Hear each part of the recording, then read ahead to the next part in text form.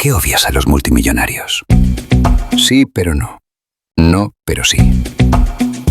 Una encuesta del Cato Institute y YouGov muestra que el 62% de los estadounidenses de entre 18 y 29 años ve con buenos ojos el socialismo y un 40% considera justificable la violencia contra los ricos.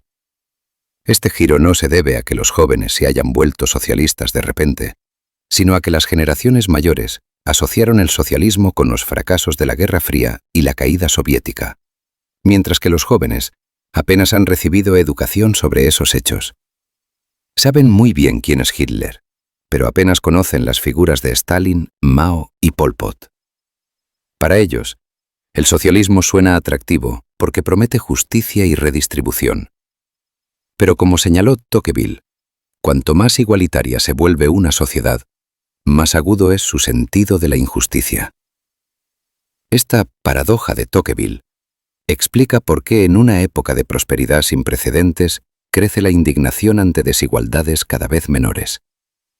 Si hablamos de la sociedad en general, son precisamente los ricos los que, paradójicamente, más alardean de su animadversión hacia los ricos. Esto es así porque la protesta, aunque ya es un cliché, sigue otorgando rédito en ámbitos sociales. Pero una cosa es lo que se dice, y otra muy distinta lo que se hace. Las personas no solo se agrupan por azar, sino que lo hacen de forma coherente con arreglo a su estatus y sus preferencias, aunque luego denuncien las consecuencias de ese mismo comportamiento. Los datos indican que quienes tienen más dinero o un nivel educativo alto tienden a concentrarse en vecindarios con otros como ellos, creando entornos homogéneos y de alto capital social. Esa tendencia a la autosegregación también se observa entre los votantes de izquierdas en Estados Unidos y entre quienes pertenecen a la llamada clase creativa, profesionales del conocimiento, la cultura o la tecnología, que suelen agruparse más entre sí que la clase trabajadora. El resultado es paradójico. Los grupos que más defienden la diversidad y critican la desigualdad son, en la práctica, los que más contribuyen a reproducirla.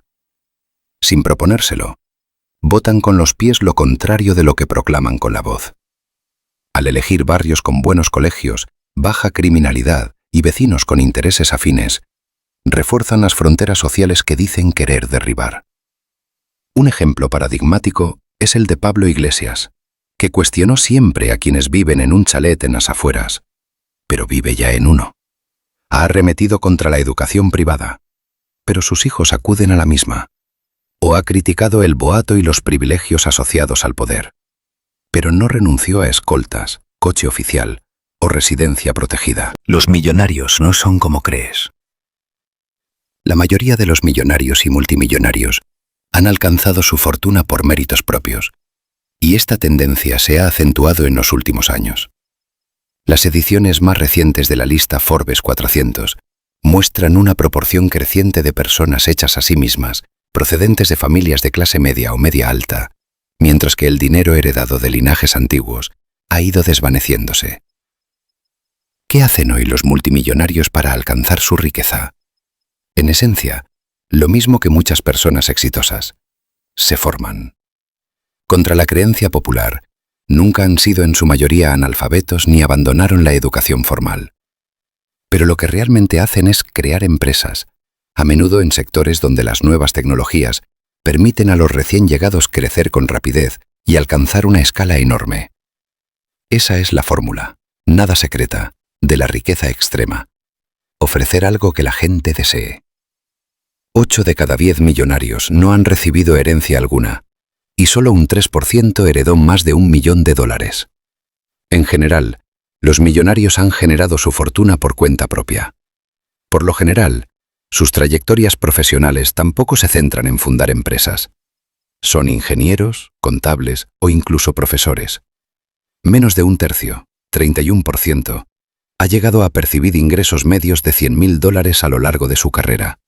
Y otro tercio nunca ha superado las 6 cifras en ningún año laboral.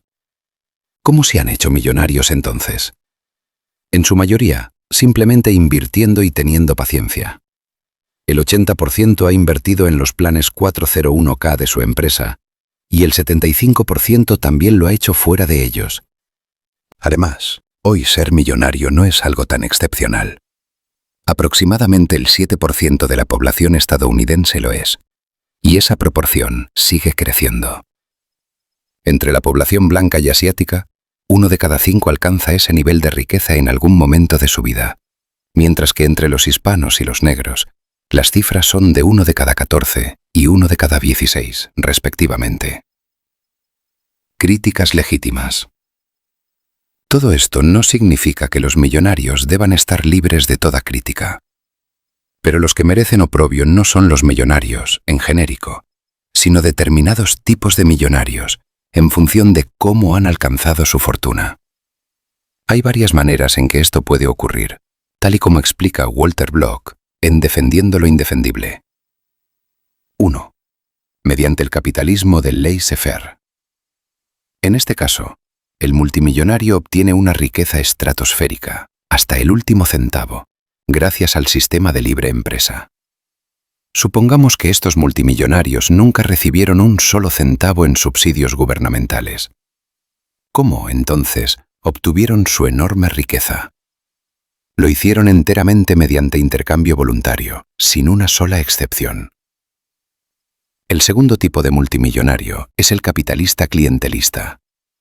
Una categoría de estos incluye a Lyndon Baines Johnson, los Clinton y todos los demás políticos cuyos salarios vitalicios documentados representan solo una pequeña proporción de sus activos totales. ¿De dónde salió el resto? De regulaciones, subsidios, gigantescos sobornos disfrazados de honorarios por conferencias, venta de influencia, etc. Luego están las empresas que se beneficiaron no solo del suministro de productos valiosos, sino también de subsidios gubernamentales, regulaciones, contratos preferenciales, aranceles y otras restricciones a la competencia. Otra categoría del multimillonario injustificado es el socialista cleptómano. Por ejemplo, Idi Amin, los Marcos de Filipinas, los Duvalier de Haití. Sus ganancias ilícitas provienen de estafar a sus ciudadanos empobrecidos. Parece que se puede sacar sangre de una piedra con la suficiente crueldad. Y de confiscar la ayuda extranjera presuntamente destinada a ellos. ¿Constituían las acciones de estos compinches súper ricos un juego de suma positiva, como las del primer tipo de multimillonario? Por supuesto que no. Más bien, eran indicativas de juegos de suma cero, donde las ganancias de todos los ganadores necesariamente equivalen a las pérdidas de todos los perdedores. Incluso, eran juegos de suma negativa, donde la riqueza social disminuye, los ganadores ganan menos que los perdedores, debido a los costos de estas transacciones forzadas. ¿Cuál es la tercera fuente de riqueza, aparte del capitalismo liberal y el favoritismo? Es la herencia. Pero esta se reduce a las dos categorías anteriores. Es decir, si has heredado miles de millones de un empresario, deportista, estrella de cine o personalidad de la televisión, honesto, te pertenecen por derecho. Algunos críticos podrían pensar que no los mereces, pero tus padres sin duda tenían derecho a dártelos. En cuanto a esto último, estás heredando riqueza robada, que, en efecto, debería serle arrebatada a tus padres y o a ti tras la transferencia intergeneracional. ¿Existe la lucha de clases? Durante más de un siglo, la teoría marxista ha sostenido que las revoluciones, tanto políticas como científicas, se explican principalmente por la lucha de clases. Según esta visión, el origen de los conflictos sociales y de los cambios históricos se encuentra en la confrontación entre explotadores y explotados, en la división entre burgueses y proletarios, en la dialéctica entre dominadores y dominados. Sin embargo, cuando esta hipótesis se ha sometido a pruebas empíricas rigurosas, los resultados no han confirmado de manera clara esa premisa. El psicólogo e historiador de la ciencia Frank Sulloway emprendió un análisis sistemático para comprobar si realmente la clase social era un factor determinante en las revoluciones. Para ello, recopiló datos de miles de individuos que habían participado en decenas de revoluciones a lo largo de la historia, clasificándolos según su origen social. Posteriormente, aplicó métodos estadísticos para examinar si existía una correlación significativa entre el bando elegido en una revolución y la clase social de cada participante. El resultado fue contundente. No aparecían diferencias claras. Tanto en el campo de los revolucionarios como en el de los defensores del orden establecido, se encontraban individuos de todas las clases sociales. Esto contradice de forma directa la hipótesis marxista. La pertenencia a una clase social no explica con solidez quién se suma a una revolución ni quién la combate. La tesis de Marx, por tanto, resulta incompleta cuando se contrasta con los datos. Pero Salloway no se limitó a desmontar un paradigma. Propuso otro. Lo que mejor predice la actitud ante las revoluciones no es la clase social, sino el orden de nacimiento. Su investigación muestra que los primogénitos, al haber crecido con privilegios dentro de la familia, tienden a ser más conservadores, obedientes y partidarios del statu quo. Los hermanos menores, en cambio, suelen ser más rebeldes, creativos y dispuestos a desafiar la autoridad, ya que su rol familiar los empuja a diferenciarse. Ejemplos históricos ilustran esta perspectiva. En la Revolución Francesa, nobles como Lafayette se unieron a los revolucionarios mientras campesinos defendían la monarquía, rompiendo el esquema de clase. En la revolución científica del darwinismo ocurrió lo mismo. Hubo aceptación y rechazo a la nueva teoría en todas las clases sociales, pero los hermanos menores mostraron mayor apertura al cambio. Así, lo que Marx interpretó como lucha de clases, Salloway lo replantea como una dinámica más profunda y personal. La lucha de individuos moldeados por su posición en la familia. Una hipótesis que, con datos en la mano, parece explicar mejor la psicología de las revoluciones. En resumidas cuentas, el resentimiento hacia los ricos dice menos sobre ellos que sobre quienes lo sienten. La historia muestra que las sociedades no se fracturan por una división nítida entre explotadores y explotados, sino por expectativas infladas, comparaciones constantes y ese malestar sutil que surge cuando creemos que alguien ha avanzado 2 pasos mientras nosotros seguimos donde estábamos. Odiar a los ricos ofrece un desahogo inmediato, pero no explica nada y no mejora nada. Entender de dónde procede la riqueza, distinguir entre quienes la crean y quienes la saquean, y aceptar que gran parte de nuestras tensiones nace de la psicología humana más que de la economía política, no es una invitación a la complacencia, sino a la lucidez. El capitalismo tiene sus debilidades.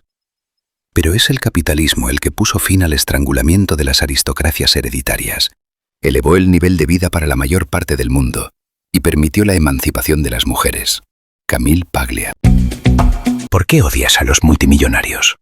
Por el doctor Sergio Parra. National Geographic España s'ataca muy interesante Webedia SJ Down Spain Yorokobu Mac Escapada Rural Radio Sapiens Baker Café Etiquetas Opinión Análisis Sociedad Actualidad. Nos seguimos leyendo, escuchando y compartiendo. Sencillez y orden.es. Les sugerimos entren a las siguientes plataformas tecnocientíficas activas de ámbito internacional: radiosapiens.es y revistanube.com. Actualidad y máximo rigor científico, cultural y divulgativo.